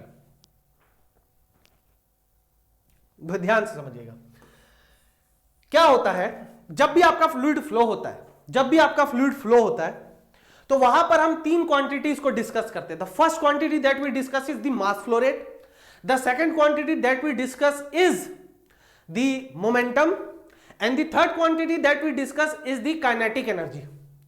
तीनों फॉर्मूला, तीनों जो वैल्यू होती है, अगर मैं मास फ्लो रेट की बात करूं, if I talk about M dot, तो एम डॉट क्या होता है? Rho into area into velocity, यहां पर वेलोसिटी का टर्म आ गया। अगर मैं यहां पर मोमेंटम की बात करता हूं, मोमेंटम को किससे डिनोट करते हैं? कैपिटल पी से डिनोट करते हैं। अगर मैं मोमेंटम की बात करता हूं तो यहां पर क्या वैल्यू आ गया? यहां पर भी मास इंटू वेलोसिटी आ गया, यानी कि एम डॉट इंटू ई, तो यहां पर भी वेलोसिटी का एक टर्म आ गया। और अगर मैं काइनेटिक एनर्जी की बात कर रहा हूं, if I am talking about the energy, तो यहां पर कौन सी एनर्जी को हम डिस्कस करते हैं? यहां पर हम काइनेटिक एनर्जी को डिस्कस करते हैं। तो काइनेटिक एनर्जी में भी हमारा क्या फॉर्मूला होता है? Half M dot V square. M dot इसलिए ले रहा हूं क्योंकि यहां पर मास फ्लो रेट हो रहा है, तो यहां पर भी वेलोसिटी है, यहां पर भी वेलोसिटी है, और इसके फॉर्मूला भी मैं जब पुट कर रहा हूं तो यहां पर भी वेलोसिटी है। तो ये सारी की सारी चीजें, जब देखिए यहां पर एम डॉट एंटर कर रहा है तो यहां पर मास फ्लो रेट का लॉस हो रहा है, जब ये एम डॉट एंटर कर रहा है तो कुछ ना कुछ मोमेंटम का लॉस हो रहा है, जब यहां पर ये जब मास फ्लो रेट एंटर कर रहा है तो यहां पर कुछ काइनेटिक एनर्जी का लॉस हो रहा है। तो इन लॉसेस को कंपनसेट करने के लिए जो हम स्टडी करते हैं, वही स्टडी हमारी होती है the study of displacement thickness, momentum thickness and energy thickness. अब मैं इसको क्या करता हूं? डिफाइन करता हूं। सबसे पहले जो हम पढ़ते हैं, सबसे पहले वो हम लोग पढ़ते हैं, इसको थोड़ा छोटा कर देता हूं, ये होता है मेरा डिस्प्लेसमेंट थिकनेस। बहुत ध्यान से समझिएगा डिस्प्लेसमेंट थिकनेस क्या होता है। डिस्प्लेसमेंट थिकनेस, ठीक है। जो डिस्प्लेसमेंट थिकनेस होता है इसको हम डेल्टा स्टार से डिनोट करते हैं। किससे डिनोट करते हैं? डेल्टा स्टार से डिनोट करते हैं, ठीक है। अब इसको मैं डिफाइन करता हूं, कि डेल्टा स्टार एक्चुअली में क्या होता है। बहुत ध्यान से समझिएगा। इट इज दी, ठीक है, यानी कि displacement thickness is the vertical distance यानी कि डिस्टेंस इन y को मैं मेजर कर रहा हूं, तो यहां पर मैं y लिख देता हूं। It is the vertical distance measured from the solid body,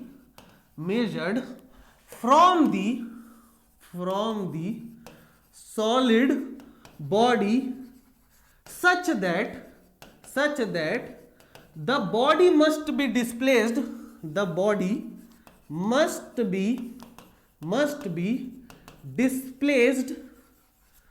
at y direction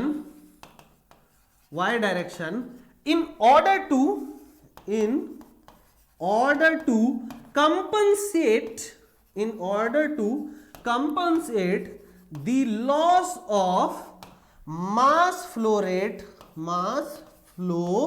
rate of the fluid। बहुत ध्यान से समझिए मैंने क्या लिखा। मैंने लिखा कि जो डिस्प्लेसमेंट थिकनेस होती है वो एक वर्टिकल डिस्टेंस होती है, ठीक है। अब ध्यान रखिएगा ये एक इमेजिनरी डिस्टेंस है, हम ये मान के चलते हैं ये एक इमेजिनरी डिस्टेंस है। क्या करें, गेट में बहुत सारी चीजें हम पढ़ते हैं वो इमेजिनरी होती है, पढ़ना पड़ेगा। तो ये एक ऐसी इमेजिनरी डिस्टेंस है, कौन से डायरेक्शन में? वाई डायरेक्शन में, यानी कि वर्टिकल डायरेक्शन में मैं बात कर रहा हूं। तो वर्टिकल डायरेक्शन में ये वो दूरी होती है, जितना दूरी को अगर मैं अपने जो सॉलिड सरफेस है उसको मैं डिस्प्लेस कर दूंगा, तो जितना मेरा मास फ्लो रेट का क्या हो रहा है, जो कंजप्शन हो रहा है वो क्या हो जाए? कंपनसेट हो जाए, यानी कि जो नुकसान हो रहा है उसकी भरपाई हो जाए।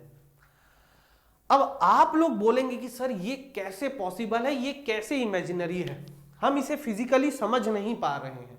मतलब किसी ऑब्जेक्ट को डिस्प्लेस करके वो मास फ्लो रेट को हम कैसे वो कर सकते हैं, मतलब कैसे कंपनसेट कर सकते हैं?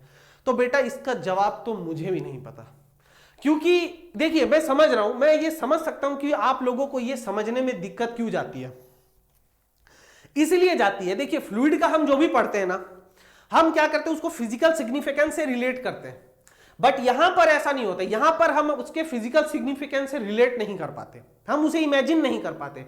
जैसे इलेक्ट्रिकल वाले क्या करते हैं, इलेक्ट्रिकल वाले करंट पढ़ते हैं, दुनियादारी पढ़ते हैं, ठीक है। अब हमें तो इलेक्ट्रिकल आता नहीं, हम तो मैकेनिकल वाले बेशरम लौंडे हैं हम सब। तो अगर क्या होता है, इलेक्ट्रिकल वाले रट लेते हैं उस चीज को, बस पता रहता है कि हाँ भाई ये होता है।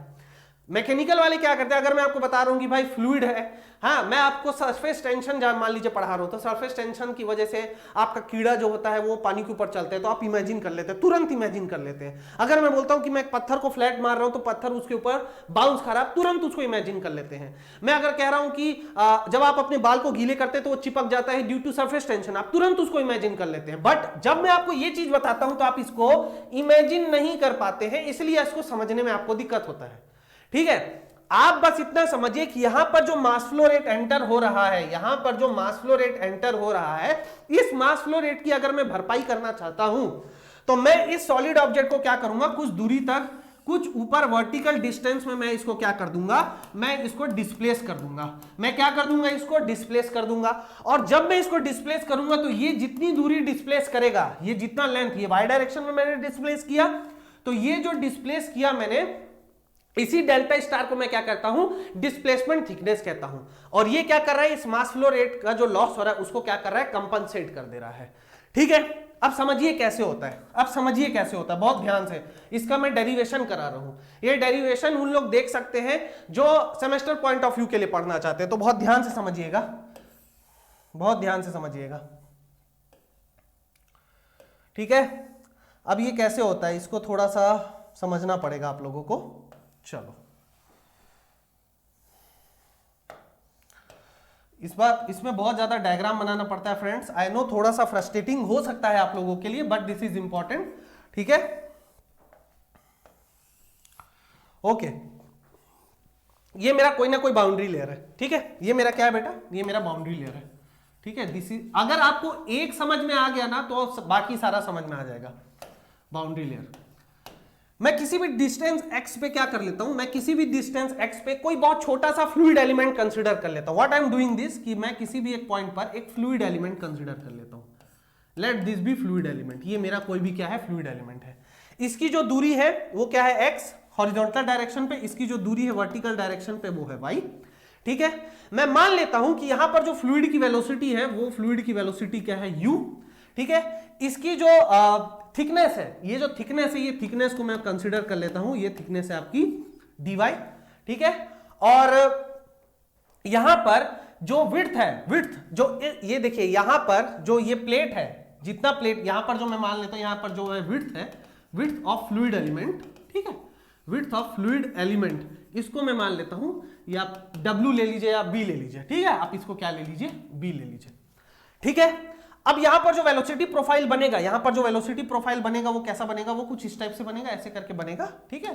वो आप समझ सकते हैं, जो वेलोसिटी प्रोफाइल पढ़ते हैं ना du by dy का, वो कैसा बनता है, पैराबोलिक बनता है, ठीक है। अभी हम उस पर नहीं जा रहे, हम बस इतना कर रहे हैं।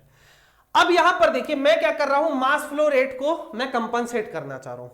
अच्छा, ये मास फ्लो रेट का जो लॉस हुआ वो क्यों हुआ, वो क्यों हुआ, वो इसलिए हुआ क्योंकि यहां पर बाउंड्री लेयर थी, बाउंड्री लेयर बना, यानी कि यहां पर कोई ना कोई बॉडी आई, यहां पर क्या हुआ, कुछ ना कुछ बॉडी आई। ये डायग्राम इंपॉर्टेंट है, इस डायग्राम को तीनों केसेस के लिए हम स्टडी करेंगे, ठीक है। जब मैं यहां पर मास फ्लो रेट की बात करता हूं तो पहले मैं ये कंसीडर करता हूं फर्स्ट केस। अब यहां पर आप देखिए case one, when boundary layer was available, ठीक है। जब बाउंड्री लेयर आपका था वहां पर, अगर जब आपका बाउंड्री लेयर था वहां पे, तो थोड़ा ध्यान से समझिएगा, यहां पर अगर मैं m1 डॉट को निकालना चाहता हूं या फिर मैं dm1 डॉट को निकालना चाहता हूं, ठीक है।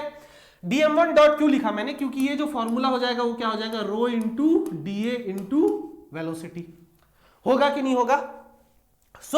अगर मैं इसको लिखना चाहता हूं तो क्या हो जाएगा, रो इंटू, यहां पर जो इसका एरिया होगा, वो एरिया क्या होगा, देखिए अगर ये इसका लेटरल व्यू है, ये क्या है, इसका लेटरल व्यू है।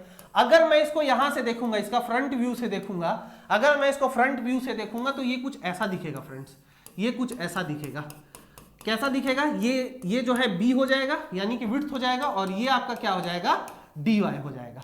ठीक है, ये जो dy है इसको मैं ऐसे करके देख रहा हूं, मतलब इधर से ऐसे देख रहा हूं, तो ये मेरे को कैसे दिखेगा, ये मेरे को कुछ इस टाइप से दिखेगा। तो अगर मैं इसका एरिया लिखना चाहता हूं, ये क्या हो जाएगा, length into breadth b into dy। ठीक है, तो ये एक्चुअली dA होना चाहिए। ठीक है, तो यहां पर मैं क्या लिखूंगा, b dy इंटू वेलोसिटी को मैंने क्या माना, u माना, तो ये मैंने लिख दिया u, तो ये मैंने लिख दिया dm1 dot is equal to rho B D Y into mu. ठीक है, ये मेरा क्या बन गया, ये मेरा इक्वेशन नंबर 1 बन गया। ठीक है, ये क्यों हुआ, ये इसलिए हुआ क्योंकि ये जो आपका बाउंड्री लेयर था, इस बाउंड्री लेयर की वजह से ये कंडीशन हुई। अब अगर यहां पर बाउंड्री लेयर ना होता, यानी कि मैं क्या कर रहा हूं, मैं यहां पर केस 2 की बात कर रहा हूं। अब यहां पर if boundary layer was not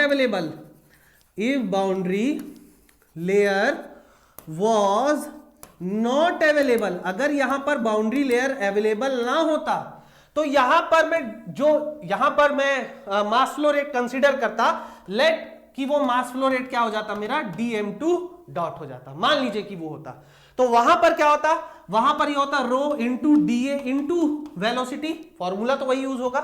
अब यहां पर जो रो होगा, ये क्या होगा, rho into B D Y. ठीक है, क्योंकि भाई जो आपका फ्लूइड जो एलिमेंट है उसका जो सेक्शन है वो तो चेंज नहीं हो रहा, तो एरिया तो उतना ही रहेगा, डेंसिटी ऑफ द फ्लूइड भी कांस्टेंट है। अब यहां पर जो वेलोसिटी होती, वो वेलोसिटी क्या हो जाती, यू इन्फिनिटी हो जाती कि नहीं हो जाती, अगर आपका बाउंड्री लेयर ना होता तो यू इन्फिनिटी हो जाती। तो ये आपका dm2 की क्या आ गई, वैल्यू आ गई। तो भाई मेरे पास एक बार क्या था, एक बार मैंने बाउंड्री लेयर को कंसीडर किया तो ये फॉर्मूला आया, एक बार मैंने बाउंड्री लेयर को कंसीडर नहीं किया तो ये वैल्यू आया। ठीक है, इसका मतलब जो लॉस मुझे बियर करना पड़ा, जो मास फ्लो रेट का लॉस मुझे बियर करना पड़ा, वो लॉस कितना मुझे बियर करना पड़ा। ठीक है, लॉस कितना हुआ था, लॉस हुआ था dm2 dot minus dm1 dot, यही वो लॉस है जो मुझे बियर करना पड़ा। तो ये लॉस की वैल्यू कितनी हो जा रही है, ये लॉस की वैल्यू हो जा रही है rho B D Y U infinity minus rho B D Y into U. ये किसके लिए लिखा मैंने, ये जो इक्वेशन लिखा है मैंने, फ्लूइड एलिमेंट के लिए। ये मैंने किसके लिए लिखा है, फ्लूइड एलिमेंट के लिए। तो अगर मैं पूरा एक सेक्शन के लिए लिखना चाहूं, तो मैं क्या करूंगा, मैं इस वैल्यू को इंटीग्रेट करूंगा या नहीं करूंगा, मैं इस वैल्यू को इंटीग्रेट करूंगा, और ये इंटीग्रेट करूंगा तो यहां पर मैं y की वैल्यू क्या लूंगा, 0 से जो लिमिट पुट करूंगा वो डेल्टा यानी कि बाउंड्री लेयर थिकनेस। तो अगर मैं फॉर होल सेक्शन कंसीडर करूं, ठीक है, द लॉस, यहां पर जो लॉस हमको बियर करना पड़ रहा है वो कितना करना पड़ेगा, तो ये हो जाएगा इंटीग्रल 0 टू डेल्टा यानी कि boundary layer thickness rho B D Y U infinity minus U. ठीक है, तो इसको भाई नोट कर लो, इसको आप क्या कर लो, नोट कर लो जी। ओके, नाउ अब मैं क्या कर रहा हूं, मैंने आपको बताया भाई कि यहां पर हम ये लॉस को कैसे कंपनसेट कर रहे हैं, हम ये लॉस को ऐसे कंपनसेट कर रहे हैं कि भाई पहले जो आपका यहां पर जो सॉलिड था इसको मैंने क्या कर लिया, कुछ ऊपर के यहां पर शिफ्ट कर दिया, ये मैंने यहां पर इसको ये यहां पर क्या किया, शिफ्ट किया। कितना शिफ्ट किया, डिस्प्लेसमेंट थिकनेस यहां इतना मैंने शिफ्ट किया। ओके, यहां पर जो वेलोसिटी थी वो कितनी थी भाई, अभी मेरा कोई बाउंड्री लेयर थोड़ी ना बन रहा है, यहां पर जो वेलोसिटी थी उसको हम किससे एज्यूम कर रहे हैं, यू इन्फिनिटी से। हमेशा याद रखिए कि जो भी हम डिस्प्लेसमेंट कर रहे हैं वाई डायरेक्शन में, उसमें जो हम velocity of the fluid element consider करेंगे वो फ्री स्ट्रीम वेलोसिटी को ही कंसीडर करेंगे। तो अगर यहां पर मैं मास फ्लो रेट की वैल्यू लिखना चाहूं m डॉट, तो ये कितनी होनी चाहिए, ये होनी चाहिए रो इनटू एरिया। अब यहां पर एरिया क्या हो जाएगा, यहां पर एरिया होगा डिस्प्लेसमेंट थिकनेस इनटू विड्थ, तो ये क्या हो जाएगा, B del star into U infinity. ये ठीक है। अब यही लॉस है, यही जो मेरा टोटल लॉस हो रहा है उसको मैं किससे कंपनसेट कर रहा हूं, इससे कंपनसेट कर रहा हूं। मतलब ये जो लॉस है ये पूरा खत्म हो जाएगा अगर मैं इतना डिस्प्लेस कर दूंगा, तो इतना मास फ्लो रेट। तो यहां पर मैं लिख सकता हूं कि m dot is equal to loss. ठीक है, तो ये क्या आ जा रहा है, रो बी, यहां पर आ रहा है डेल स्टार, ठीक है, into U infinity is equal to 0 to delta. ठीक है, इसकी वैल्यू क्या आ रही है, rho B D Y U infinity minus U. ठीक है, सो यहां से मेरा क्या क्या कट जाएगा, रो कांस्टेंट है तो रो कट जाएगा, विड्थ आपका कांस्टेंट है वो भी कट जाएगा, तो डेल्टा स्टार की वैल्यू क्या आ जाएगी, डेल्टा स्टार की वैल्यू आ जाएगी 1 by U infinity 0 to delta U infinity minus U into D Y. तो यहां पर अगर मैं इसको और सिंप्लीफाई कर दूं तो यहां पर जो डिस्प्लेसमेंट थिकनेस है उसकी वैल्यू आ जाएगी 0 to delta 1 minus U by U infinity into D Y. तो ये जो मेरा वैल्यू आता है यही वैल्यू मेरा किसका होता है, डिस्प्लेसमेंट थिकनेस का वैल्यू होता है। ठीक है, समझ में आ रहा है, ठीक है, समझ में आ रहा है कि नहीं आ रहा है, होप आपको समझ में आ रहा होगा। थोड़ा सा मुश्किल है बट इजी है, हो जाएगा। दूसरा जो होता है आपका, इसी तरह से दूसरा क्या होता है, इसी तरह से आपका सेकंड होता है मोमेंटम थिकनेस। इसी तरह से सेकंड आपका क्या होता है, मोमेंटम थिकनेस होता है, मोमेंटम थिकनेस। मोमेंटम थिकनेस को किससे डिनोट करते हैं फ्रेंड्स, मोमेंटम थिकनेस को हम थीटा से डिनोट करते हैं। ठीक है, अब इसको अगर मैं डिफाइन करना चाहूंगा तो इसको मैं डिफाइन ऐसे करूंगा कि it is the vertical distance measured from the solid surface such that it can be displaced in the Y direction to compensate the momentum loss. जैसे हमने प्रीवियस केस में मास फ्लो रेट के loss को compensate किया, यहां हम लोग क्या कर रहे हैं, यहां पर हम लोग जो वो सॉलिड सरफेस है उसको हम लोग क्या कर रहे हैं, वाई डायरेक्शन पर डिस्प्लेस कर रहे हैं। कितना डिस्प्लेस कर रहे हैं, थीटा डिस्प्लेस कर रहे हैं, सच दैट कि वहां पर किसके लॉस को हम कंपनसेट करना चाह रहे हैं, वहां पर हम मोमेंटम जो हो रहा है, वहां पर जो मोमेंटम हो रहा है उसके लॉस को हम कंपनसेट करना चाह रहे हैं। सेम डेफिनेशन होगा, बस डेल्टा स्टार की जगह थीटा आ जाएगा और जो मास फ्लो रेट की जगह आपका मोमेंटम लॉस आ जाएगा। ठीक है, तो चलो भाई, चलो इसको भी थोड़ा सा देख लेते हैं ये कैसे होगा। ठीक है, अब चलो यहां पर मैं रफ डायग्राम ही आपको प्लॉट करता हूं। ठीक है, यहां पर आपका ऑब्जेक्ट है, यहां पर आपका सॉलिड सरफेस है। ठीक है, ये आपका सॉलिड सरफेस है, ये एक्स है, ये वाई है। ठीक है, यहां पर आपका बाउंड्री लेयर है। ठीक है, यहां पर मैंने एक छोटा सा फ्लूइड एलिमेंट कंसीडर किया, ये मेरा छोटा सा फ्लूइड एलिमेंट है। इसकी वेलोसिटी जो है, इसकी वेलोसिटी है वो u है, इसका थिकनेस जो है वो dy है। ठीक है, समझ में आ रहा है आप लोगों को। और यहां पर जो और हम लोग यहां पर क्या लिखते हैं, हाँ, ये जो डिस्टेंस है, ये जो यहाँ की जो डिस्टेंस है वो x है, ये जो डिस्टेंस है यहाँ पर ये y है। ठीक है, और यहाँ पर जो विड्थ है, यहाँ पर जो विड्थ है आपका वो हमने कितना ले लिया है, वो हमने b कंसीडर कर लिया है। नाउ थोड़ा समझिए इस चीज को, मैं यहां पर क्या करना चाह रहा हूं, मोमेंटम लॉस को कंसीडर करना चाह रहा हूं। तो अगर मैं मोमेंटम लॉस को कंसीडर करना चाह रहा हूं तो मैं पहले क्या लूंगा, केस 1 को कंसीडर करूंगा। तो केस 1 में मैं क्या लूंगा, when boundary layer thickness was available. ठीक है, when boundary layer was when boundary layer was available, जब वहां पर बाउंड्री लेयर अवेलेबल था तो वहां पर जो मोमेंटम आया था हमारा उसको हम किससे डिनोट करेंगे, हम इसे करेंगे dp1 से। ठीक है, यानी कि चेंज इन मोमेंटम। तो ये आपका क्या हो जाएगा, m डॉट इंटू वेलोसिटी। यही होगा कि नहीं होगा आपका, यही आपका होगा m डॉट इंटू वेलोसिटी। तो यहां पर ये m डॉट क्या होगा, ये होगा रो b dy u इंटू यहां पर क्या है इसका वेलोसिटी u। तो ये जो मेरा dp1 का वैल्यू आ रहा है, क्या आ रहा है, रो b dy u स्क्वायर, ये क्या आ गया, dp1। ठीक है, ये मेरा पहला केस आ गया। अब दूसरा केस क्या होगा, दूसरा केस होगा कि जब बाउंड्री लेयर को मैं कंसीडर नहीं कर रहा हूं। So second case will be, second case when boundary layer was not available, when boundary layer was not available, ठीक है। जब बाउंड्री लेयर आपका अवेलेबल नहीं होता तो वहां पर जो आपका चेंज इन मोमेंटम आता उसकी वैल्यू क्या होती, उसकी वैल्यू होती m dot into U infinity, यही होती कि नहीं होती। तो यहां पर क्या वैल्यू आ जाएगा, यहां पर मास कितना था, मास फ्लो रेट कितना था, रो बी डिवाइड इंटू यू, यही आपका क्या था, m डॉट था, यही आपका m डॉट था। और मास की जो वैल्यू होती है वो तो कभी चेंज नहीं होती, मास तो आपकी एक कांस्टेंट वैल्यू होती है। तो लिख दो भाई यहां पर ये क्या हो जाएगा, rho B D Y U into U infinity, ये आपका क्या हो जाएगा, change in momentum at point 2, मतलब एट केस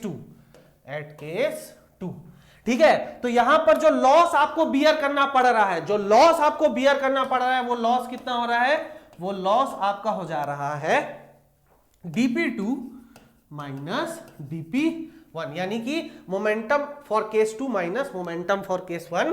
तो ये जो वैल्यू आपका हो जा रहा है, ये वैल्यू आपके कितना हो जा रहा है, rho B D Y U into U infinity minus U का स्क्वायर। और ये जो हमने कैलकुलेट किया है, ये हमने किसके लिए कैलकुलेट किया है, we have calculated this for fluid element. ये हम एक एलिमेंट के लिए कंसिडर कर रहे हैं, ये हम किसके लिए कर रहे हैं, ये एक सिंगल एलिमेंट के लिए है। तो अगर मैं पूरे सेक्शन के लिए करूंगा, फॉर द होल सेक्शन, अगर मैं फॉर होल सेक्शन के लिए करूंगा तो यहां पर मेरी क्या वैल्यू आ जाएगी, यहां पर मेरी वैल्यू आ जाएगी 0 टू डेल्टा, ये आप वैल्यू लिख देंगे rho B D Y U into U infinity minus U का स्क्वायर, ठीक है। अब मैं क्या कर रहा हूं, कि मैं फिर से उसको क्या कर रहा हूं, डिस्प्लेस कर रहा हूं। मैं ये जो बॉडी है इसको मैंने कुछ डिस्प्लेस कर दिया, ये मैंने डिस्प्लेस किया, और मैंने कितना डिस्प्लेस किया भाई, मैंने यहां पर इसको u से ये थीटा से डिस्प्लेस किया, क्योंकि ये मेरा क्या है, मोमेंटम थिकनेस है। यहां पर जो वैल्यू मैं कंसीडर, या जो वेलोसिटी मैं कंसीडर करूंगा, वो मैं क्या कंसीडर करूंगा, u इंफिनिटी कंसीडर करूंगा, ठीक है। यहां पर जो विड्थ है, यहां पर भी विड्थ कितनी है मेरी, यहां पर भी विड्थ b है, यहां पर भी जो फ्लूइड है उसका डेंसिटी कितना है, रो है, ठीक है, उसका डेंसिटी कितना है, रो है। तो अगर मैं यहां पर मोमेंटम लिखना चाहता हूं, अगर मैं यहां पर मोमेंटम लिखना चाहता हूं तो वो मोमेंटम कितना होगा, वो होगा रो थीटा, है ना, into B into U infinity का स्क्वायर। ये आपका क्या हो जाएगा, जब मैं इसको डिस्प्लेस कर रहा हूं तो वो टोटल, ये आपका क्या हो जाएगा, मोमेंटम थिकनेस हो जाएगा, ठीक है। मोमेंटम थिकनेस थीटा के लिए टोटल आपका क्या हो जाएगा, मोमेंटम की वैल्यू आ जाएगी।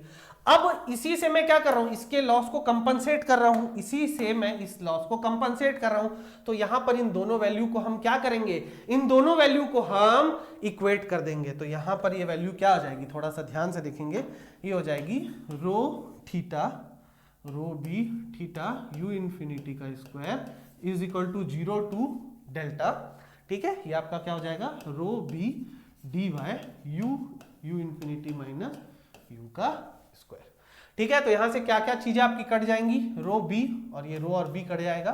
तो यहां से थीटा की वैल्यू क्या हो जाएगी, 1 upon U infinity square 0 to delta U into U infinity minus U square D Y. तो अगर मैं इसको सिंप्लीफाई करके लिखूंगा तो थीटा की वैल्यू आपकी आ जाएगी 0 टू डेल्टा, ये क्या हो जाएगा, u by U infinity 1 minus U by U infinity D Y. ये आपकी क्या आ जाएगी, मोमेंटम थिकनेस की वैल्यू आ जाएगी। मुझे पता है कि ये थोड़ा सा टफ है, ये थोड़ा सा कॉम्प्लिकेटेड है। आप चाहो तो डेरिवेशन को समझ सकते हो, लेकिन जो सेमेस्टर वाले हैं वो चाहे तो डेरिवेशन को समझ के क्या कर सकते हैं, याद कर सकते हैं। और अगर आपको डेरिवेशन याद नहीं भी रखना है तो आप डायरेक्टली इस रिलेशन को याद रख लीजिए, आपका काम हो जाएगा, ठीक है। इसके बाद आता है आपका एनर्जी थिकनेस। तो मैं एनर्जी थिकनेस के लिए पूरा नहीं करा रहा हूं डेरिवेशन, वहां पर एनर्जी थिकनेस को हम डेल्टा डबल स्टार से डिनोट करते हैं, और इसकी जो वैल्यू होती है वो मैं डायरेक्टली लिख देता हूं 0 to delta u by U infinity, ये हो जाएगा 1 minus U by U infinity square का, ये क्या हो जाएगा, डी वाई, ठीक है। ये क्या होता है, energy thickness delta double star की ये वैल्यू होती है। आप इसको भी डायरेक्टली याद कर सकते हैं, मैं बहुत आसानी से इसको डिराइव कर सकता हूं, लेकिन मुझे पता है कि ये बहुत हेक्टिक हो जाएगा आप लोगों के लिए, कोई दिक्कत नहीं, आप इसको ऐसे याद रखिए, है ना। अगर आप लोगों ने मोमेंटम थिकनेस का जो डेरिवेशन है उसको समझ लिया है, अगर आपने डिस्प्लेसमेंट थिकनेस का डेरिवेशन को समझ लिया तो ये भी बहुत इजी हो जाता, ठीक है, क्योंकि यहां पर आपको क्या करना पड़ता, बस half m dot v square करना पड़ता, ठीक है, और उसके बाद आप लॉस को कंपनसेट करके जब आप डिस्प्लेस कर रहे हैं उसके वैल्यू से आप क्या कर देते, इक्वेट कर देते, तो आपका डेफिनेटली जो आंसर आ जाता वो ये आ जाता, ठीक है। तो आपके पास डिस्प्लेसमेंट थिकनेस का भी वैल्यू है, आप लोगों के पास मोमेंटम थिकनेस का भी वैल्यू है, आपके पास एनर्जी थिकनेस का भी वैल्यू है।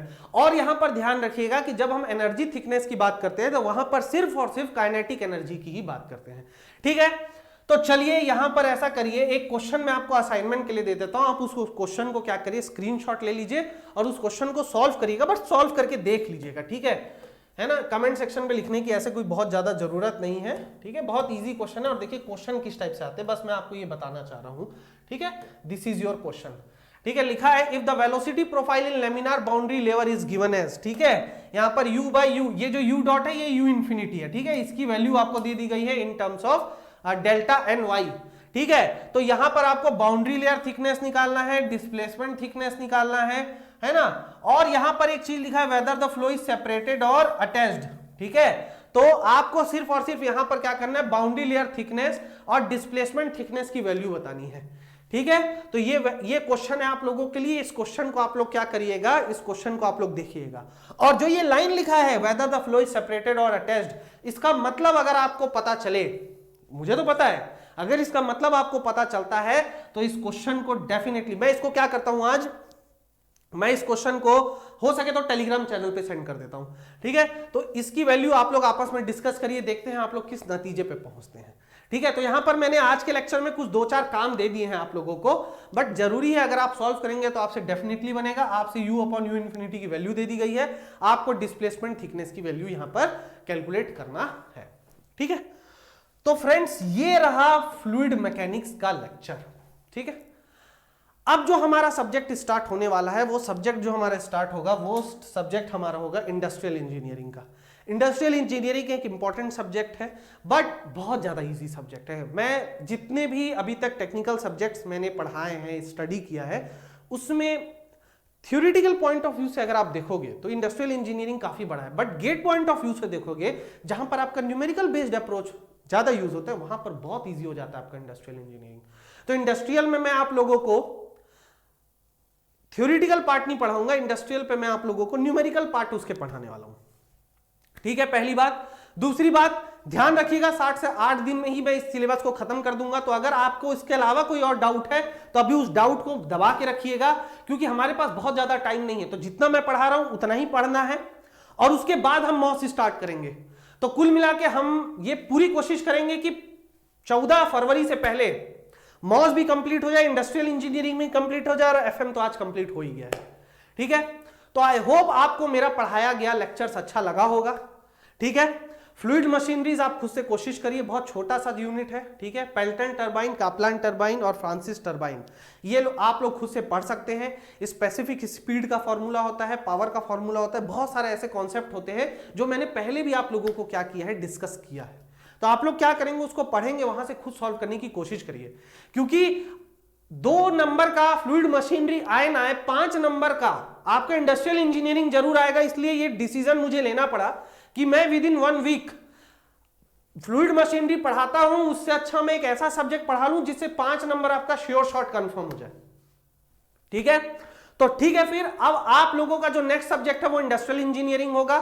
रेडी रहिएगा, बहुत अच्छे से उसको पढ़ाई करने वाले। जो पहला टॉपिक हम पढ़ने वाले हैं वो होगा इकोनॉमिक ऑर्डर क्वांटिटी, ओके।